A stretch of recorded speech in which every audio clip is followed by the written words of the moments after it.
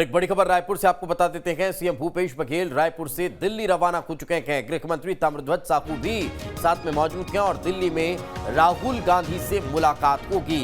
उसके बाद फिर उदयपुर के लिए रवाना भी होंगे और वहां पर जो चिंतन शिविर आयोजित होना है उसमें शिरकत करेंगे। उसमें वे बैठक में शामिल होने वाले हैं। एक चिंतन शिविर जो आयोजित हो रहा है उदयपुर में, उस चिंतन शिविर में कांग्रेस पार्टी आगामी रणनीति पर मंथन करेगी।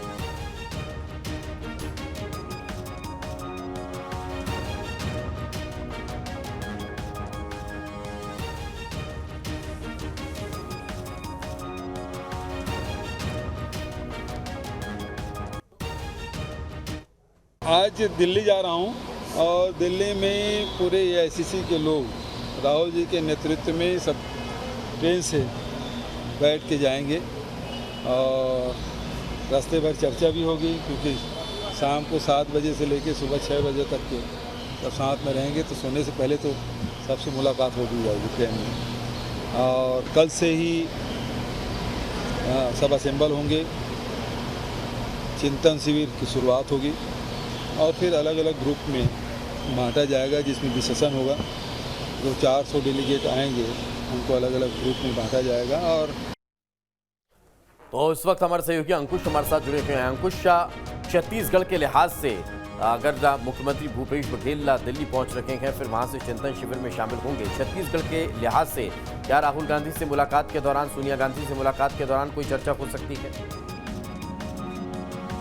देखिए दीपेश, बिल्कुल निश्चित तौर पर छत्तीसगढ़ के लिहाज से अगर देखा जाए तो मुख्यमंत्री भूपेश बघेल की राष्ट्रीय अध्यक्ष सोनिया गांधी और पूर्व राष्ट्रीय अध्यक्ष राहुल गांधी से मुलाकात जो है काफी महत्वपूर्ण है।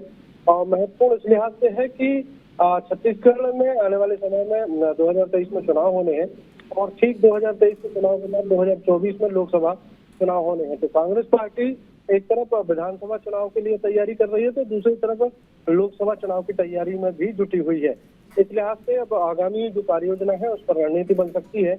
और छत्तीसगढ़ की योजनाओं की अगर बात करें, छत्तीसगढ़ की सरकार के कामों की अगर बात करें तो उसमें भी इस विषय पर चर्चा होगी कि छत्तीसगढ़ सरकार अभी हाल ही में 90 विधानसभा क्षेत्रों का दौरा शुरू हुआ है। उस दौरों के दौरान स्थानीय और लोकल और जमीनी स्तर पर जिस तरीके से समीक्षा चल रही है उससे कहीं ना कहीं राष्ट्रीय नेतृत्व को अवगत कराया जाएगा और आने वाले समय में आगे की क्या रणनीति होगी और जनता को कैसे लाभान्वित किया जा सकता है, इन तमाम विषयों पर चर्चा हो सकती है। और जिस तरीके से चिंतन शिविर में राष्ट्रीय स्तर पर चर्चा होनी है तो प्रदेश स्तर के मुद्दों को ले जाकर उसमें से कई मुद्दे छांट कर तो चिंतन शिविर में भी राष्ट्रीय स्तर के मुद्दे बनाए जा सकते हैं। काफी महत्वपूर्ण ये मुलाकात रहेगी।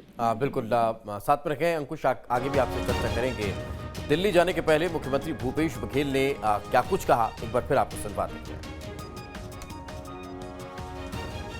6 विषय है जिसमें चर्चा होगी, जिसमें जैसा कि मैं कल भी बताया था, जिसमें राजनीति के एक विषय है, फिर